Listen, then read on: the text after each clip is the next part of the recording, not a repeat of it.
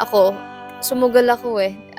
Kumbaga sa experience ko ngayon na hindi ko naman ine-expect na magiging kami ng jowa ko, 'di ba? Nag-try lang, kumbaga parang gusto ko siya eh. So parang nung time na mga nagkakasama na talaga kami ng medyo tumatagal, napapamahal ako sa kanya. So sa akin, iniisip ko, kasi nung una hindi niya talaga parang naging uncomfy siya sa akin nung time na yun. So ibig sabihin hindi niya ako gusto nun.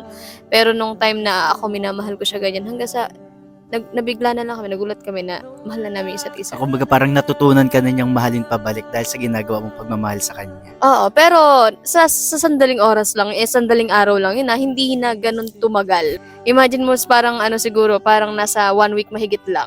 Ang bilis Siguro na. magto 2 weeks, ganun. So parang iba talaga yung pabi magmahal, no? Siyempre naman.